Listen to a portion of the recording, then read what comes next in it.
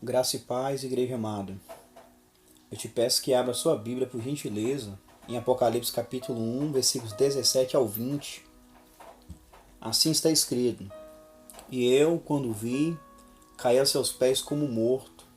E ele pôs sobre mim a sua destra, dizendo-me: Não temas, eu sou o primeiro e o último, e o que vive.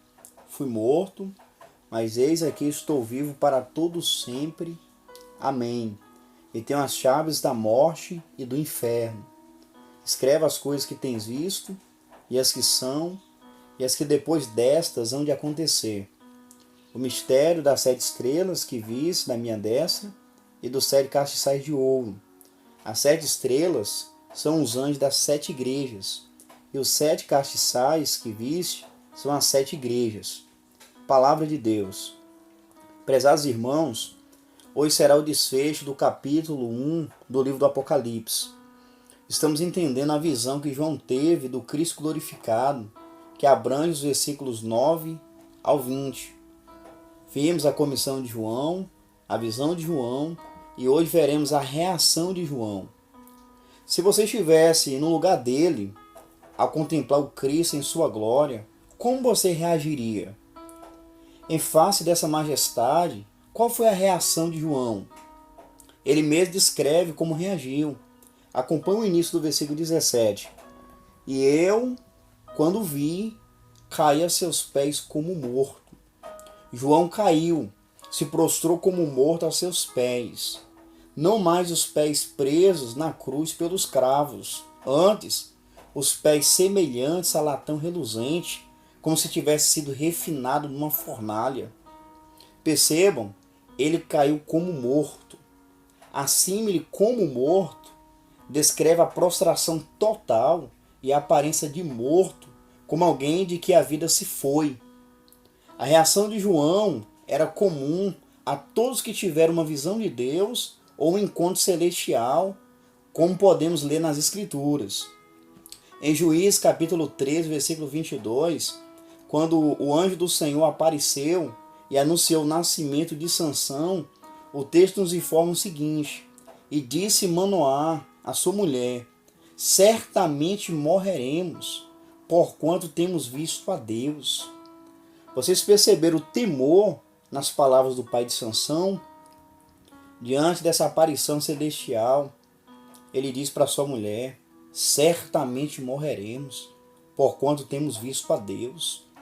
Em Isaías, capítulo 6, versículo 5, extasiado com a visão que teve de Deus, Isaías exclamou: Então disse eu, ai de mim que vou perecendo, porque eu sou um homem de lábios impuros e habito no meio de um povo de impuros lábios, e os meus olhos viram o Rei, o Senhor dos exércitos.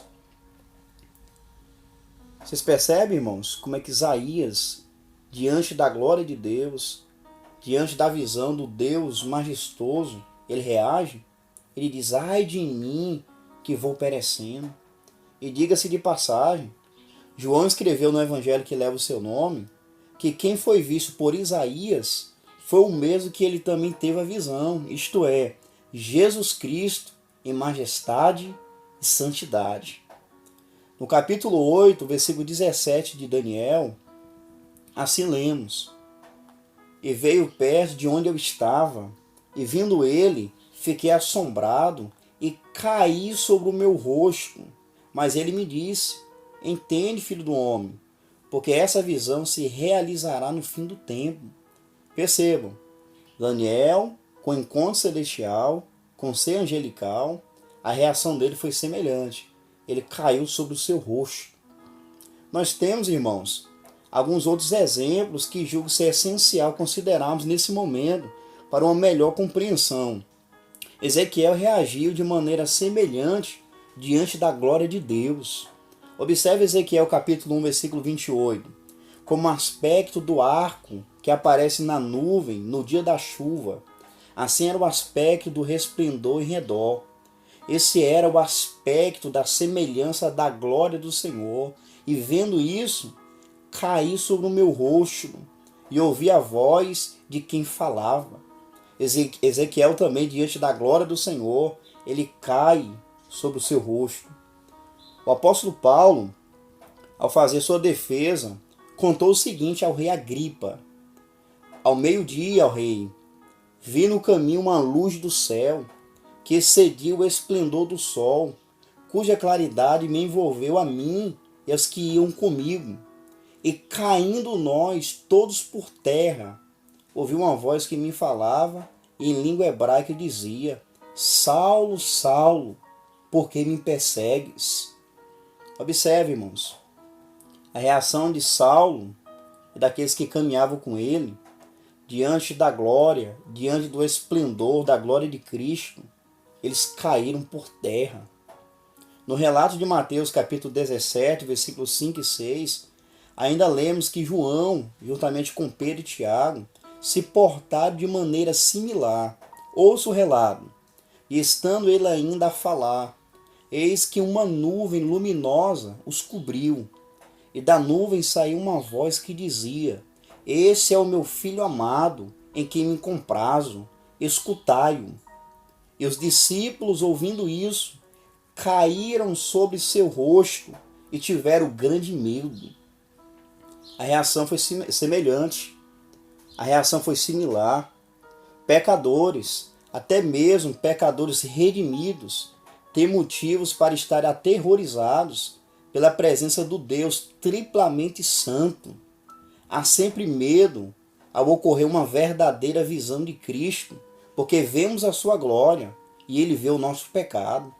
Como Pedro reagiu em Lucas 5,8, e vendo isso, Simão Pedro prostrou-se aos pés de Jesus, dizendo: Senhor, ausenta-te de mim, porque sou um homem pecador.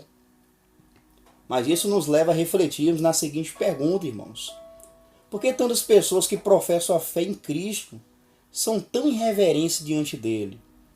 O que você pensa sobre isso? Esse texto nos oferece a resposta na íntegra.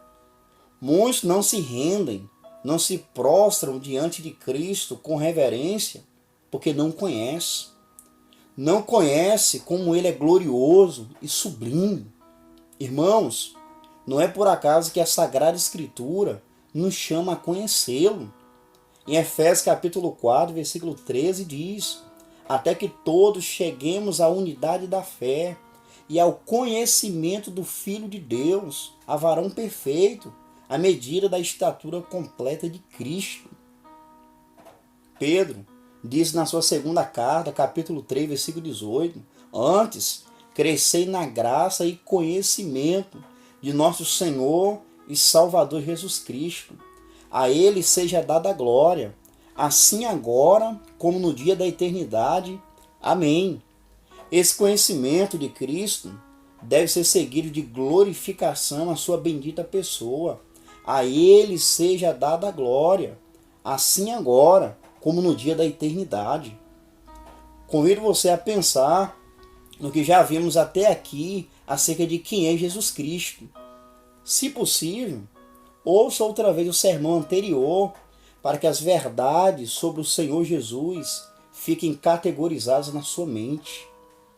Mas é interessante que a reação de João à visão gloriosa e deslumbrante foi seguida de 3 ações da parte do Senhor Jesus. Vejamos. Em primeiro lugar, Jesus o encorajou. Nós podemos verificar isso no versículo 17, também no versículo 18.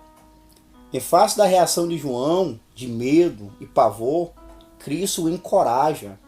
E ele faz isso de 2 maneiras, segundo o texto: tocando em João com a sua destra e falando com ele. Primeiro, colocando sobre João a sua destra. Verifique comigo o versículo 17. E ele pôs sobre mim a sua destra. Quando João, com Pedro e Tiago, ouviram Deus Pai falando e caíram sobre o seu rosto, Jesus ele fez o mesmo. O texto diz, em Mateus 17, 7, e aproximando-se Jesus, tocou-lhes e disse: levantai-vos e não tenhais medo. Notem que João está compartilhando o que o Senhor fez para confortá-lo. Colocou sobre ele a sua destra, a mão direita. que, segundo o início do versículo 16, segura 7 estrelas. Não foi a mão ensanguentada pelos pregos, mas a sua mão de poder, autoridade e cuidado. Cristo toca no seu servo trêmulo, que estava nesse período com cerca de 90 anos de idade. Assim a visão, ela se desloca da figura simbólica para o toque físico, do cuidado das igrejas para confortar o seu servo prostrado. A segunda maneira que Cristo consolou João foi com as suas palavras. Olha ainda o versículo 17. Cristo diz para ele: não temas. A mesma voz de muitas águas disse para ele: pare de ficar amedrontado. Literalmente, Jesus disse: pare de ter medo, João.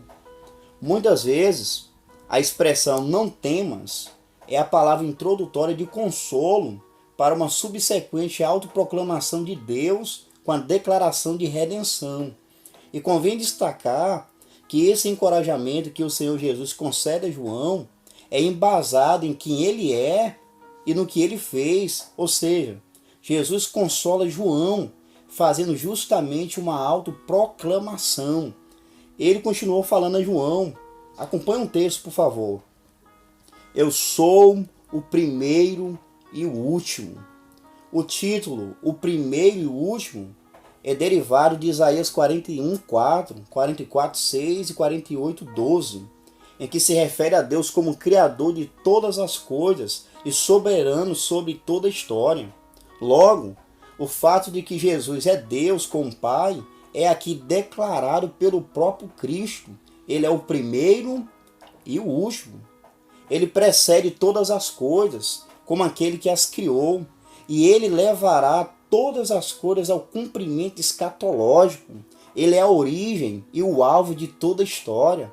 Ele tem a primeira palavra na criação e a última palavra na nova criação. Por isso, podemos irromper em louvor como Paulo, em Romanos capítulo 11:36, porque dele, e por ele, e para ele, são todas as coisas. Glória, pois, a ele eternamente. Amém. Mas ele segue dizendo o seguinte no versículo 18, confere aí. Eu que vive, fui morto, mas eis aqui estou vivo para todo sempre. Amém. E tenho as chaves da morte e do inferno. Essa maneira que Cristo se identifica, estou vivo, essa expressão é aparentemente extraída do termo hebraico familiar, traduzido por Deus vivo. A forma verbal usada aqui indica vida contínua, abrangente e cheia de energia. Essa declaração é significativa ao se levar em conta que ele esteve morto. Em Cristo, a vida original, não emprestada, não derivada. A vida estava nele, e a vida, conforme João disse, era a luz dos homens. Jesus é eterno, não causado, autoexistente. Ele tem vida em si mesmo. Em João capítulo 5, versículo 26, Jesus disse aos seus oponentes judeus: assim como o Pai tem a vida em si mesmo, assim também deu ao Filho também ter a vida em si mesmo. Isso, irmãos, ele está afirmando aqui a plena igualdade com Deus Pai. O texto prossegue. E Jesus disse que, mesmo sendo Deus vivente, o Deus vivo, ele foi morto. Essa declaração aparentemente paradoxal de Cristo, fui morto, mas eis aqui estou vivo para todo sempre, fornece mais razões para o encorajamento a João. O texto grego diz literalmente: tornei-me morto. O vivente, o eterno, autoexistente Deus, que nunca poderia morrer, se fez homem e morreu. Como Pedro explica em 1 Pedro 3,18, Cristo ele foi morto, sim, na carne, mas vivificado no Espírito. Irmãos queridos, em sua humanidade, ele morreu sem deixar de viver como Deus.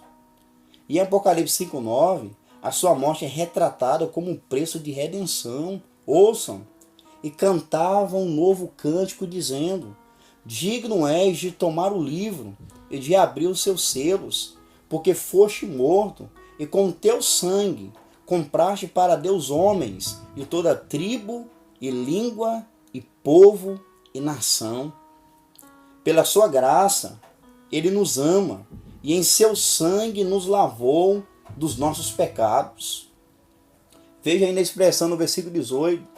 Eis que. Essa expressão introduz, irmãos, uma declaração de espanto e admiração, como já vimos no versículo 7. E Cristo está chamando João para observar, para se atentar. Ele diz: estou vivo para todo sempre.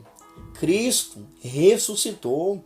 É o Cristo ressurreto e glorificado. Ele vive para sempre em uma união da humanidade glorificada e divindade, de acordo com o poder de uma vida indestrutível. Louvado seja Deus! O versículo 18 finaliza com a declaração de Cristo como aquele que tem um domínio da morte e do inferno. Leia essa parte mais uma vez comigo. E tem as chaves da morte e do inferno. O que significa Jesus ter as chaves? Possuir uma chave significa ter poder e autoridade conforme o ensino bíblico. Sendo assim, Cristo tem poder, domínio, autoridade absoluta sobre a morte e sobre o inferno. O Apocalipse, irmãos, personifica a morte e o inferno, que é a tradução de Hades. A morte é o estado relacionado ao corpo, e o inferno, ou Hades, aqui, é a esfera relacionada à alma. A igreja tem essa verdade para se apoiar, de que o seu Redentor vive e tem domínio sobre aquilo que pode ameaçar o homem, quer seja no corpo, quer seja na alma. Portanto, as palavras de Jesus, como aquele que tem as chaves da morte e do inferno, transmitiram uma poderosa mensagem de encorajamento a João, bem como a todos os crentes. O Senhor não é o nosso carrasco. Embora Cristo ele administre castigo e julgamento contra a igreja, a dívida pelos pecados dos genuínos cristãos já foi paga. Os remidos não têm o que temer. Essa foi a garantia e o conforto que Jesus apresentou a João em meio ao seu temor. Era como se Jesus estivesse dizendo para João: sua dívida já foi paga. Você pertence a mim e nada pode mudar isso. Nesse encorajamento de Cristo a João, aprendemos que tanto para se prostrar como para ser consolado, o conhecimento de Cristo ele foi necessário para João. A maneira que Cristo consola João deve servir de orientação para as nossas vidas. Jesus tocou com a mão direita e falou acerca de quem ele é. A maneira de consolar um irmão em medo, em angústia, não se baseia em promessas infundadas ou em promessas de autoajuda. Não, mas na verdade de quem Cristo é. Então, em relação a João, primeiro Jesus o encorajou, mas em segundo lugar, Jesus o ordenou. Versículo de número 19, leia comigo. Escreva as coisas que tens visto, e as que são, e as que depois destas hão de acontecer. A ordem para escrever no versículo 11 é aqui ampliada. A ordem, escreva, pois, o que você viu, é uma repetição do versículo precedente, o versículo 11, conforme nós já analisamos. Depois de João descrever a aparência de Jesus, a responsabilidade de escrever lhe é dada novamente. A diferença é que no versículo 11 era para ele escrever o que ele veria. Aqui é para registrar as coisas que ele viu, tanto as coisas do presente de João, como as que aconteceriam. Este comando tríplice, o que tens visto, e as coisas que são, e as que depois dessas hão de acontecer, fornece um esboço para o livro do Apocalipse, abrangendo, da perspectiva de João, o passado, o presente e o futuro. O Filho do Homem está dizendo que a tarefa de João ainda não estava completa. Ele deveria escrever. Em outras palavras, Jesus estava dizendo ao apóstolo: levante-se, sacode a poeira e comece a trabalhar. Nessa altura, É oportuno lembrar que João ele cumpriu à risca essa ordem de escrever. E a prova cabal disso é o livro do Apocalipse diante de nós. Como vimos em sermões anteriores, mesmo em situação atípica, estando exilado, ele cumpriu a sua missão.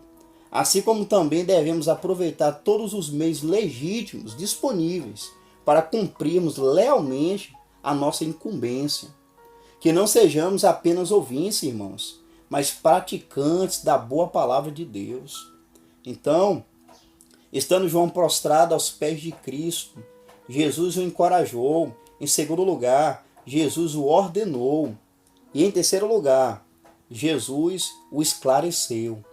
Verifica o versículo de número 20. O mistério das 7 estrelas que viste na minha destra e dos 7 castiçais de ouro. As 7 estrelas são os anjos das 7 igrejas, e os 7 castiçais que viste são as 7 igrejas. O discurso de Cristo nesse versículo desvia-se do mandamento para o esclarecimento, da ordem para a explicação. Cristo esclarece 2 imagens que foram vistas pelo apóstolo João: as 7 estrelas na sua mão direita e os 7 candeeiros de ouro. E é curioso que essas imagens são chamadas por Jesus de mistério. Se atente para o início do versículo 20 outra vez. O mistério das 7 estrelas que viste na minha destra e dos 7 castiçais, candeeiros de ouro. O conceito de mistério é uma ideia apocalíptica essencial, não apenas nesse livro, mas na igreja primitiva como um todo. Esse termo faz referência a segredos que foram mantidos ocultos das pessoas no passado, mas que agora foram revelados por Deus. Mas afinal, o que são essas 7 estrelas e esses 7 candeeiros de ouro? Jesus responde. Olha a última parte do texto. As 7 estrelas são os anjos das 7 igrejas, e os 7 castiçais que viste são as 7 igrejas. Os anjos que estão na mão de Jesus têm sido interpretados de inúmeras maneiras. Alguns sugerem que eram anjos que representavam as igrejas. Outros que eram anjos que guardavam a igreja. Alguns dizem que eram mensageiros que poderiam ter levado as cartas às 7 igrejas. E há aqueles que entendem que esses anjos se referiam aos líderes principais das igrejas. Nós, irmãos, subscrevemos essa última interpretação. Compreendemos que se trata aqui, os anjos, dos pastores titulares das igrejas. Dizer que os anjos devem significar seres etéreos e nunca mensageiros humanos é contrário a outras passagens da Escritura. Em Malaquias 2,7, por exemplo, lemos como sacerdotes que ensinavam a lei de Deus ao povo, eles eram denominados. Porque os lábios do sacerdote guardarão a ciência, e da sua boca buscarão a lei. Porque ele é o anjo do Senhor dos Exércitos. Ou seja, os sacerdotes no período do Antigo Testamento, eles eram designados como anjo do Senhor, como mensageiros do Senhor dos Exércitos. Em Marcos capítulo 1, versículo 2, nos informa que João Batista foi denominado anjo, ou seja, mensageiro do Senhor. O texto diz, como está escrito no profeta Isaías: eis que eu envio o meu anjo ante a tua face, o qual preparará o teu caminho diante de ti. Lemos em Efésios capítulo 4, versículo 11, que o Senhor Jesus ele concedeu pastores. Eles são homens dons dados por Cristo à sua igreja. E como vimos na exposição no versículo 3, o Senhor confiou à liderança a função primária de expor sua palavra à igreja. Eles deveriam ler, ensinar e exortar. Cristo mostra nesse texto que ele cuida dos líderes e da sua igreja. Ele tem as estrelas na sua destra e ele está presente no meio dos 7 candeeiros de ouro. Ele está presente no meio do seu povo. Para os leitores de João, essa mensagem foi totalmente importante para consolá-los e também para prepará-los para o que Cristo diria a eles nos capítulos 2 e 3. Eu quero finalizar essa pregação te desafiando a se prostrar em submissão e amor diante do Senhor Jesus Cristo. Se render a Ele totalmente, sem reservas, pois Ele é glorioso, grandioso. Ele tem as 7 estrelas na sua destra, anda no meio dos candeeiros de ouro. Ele tem o domínio da vida, da morte, do inferno. Ele é o soberano dos reis da terra, o único que pode te salvar e te conduzir ao Pai. Em Filipenses capítulo 2, versículos 9 ao 11, lemos: pelo que também Deus o exaltou soberanamente, Ele deu um nome que é sobre todo nome, para que ao nome de Jesus se dobre todo o joelho dos que estão nos céus e na terra e debaixo da terra, e toda língua confesse que Jesus Cristo é o Senhor, para a glória de Deus Pai. Irmãos, todos se dobrarão diante dele. A igreja faz isso desde agora, em amor, lealdade e alegria. Mas os rebeldes, descrentes, irão se dobrar diante dele no julgamento final, não em amor e lealdade, mas em lamentação intensa, por ter rejeitado a sua pessoa e a grande salvação oferecida por ele. Diante disso, qual será a sua reação?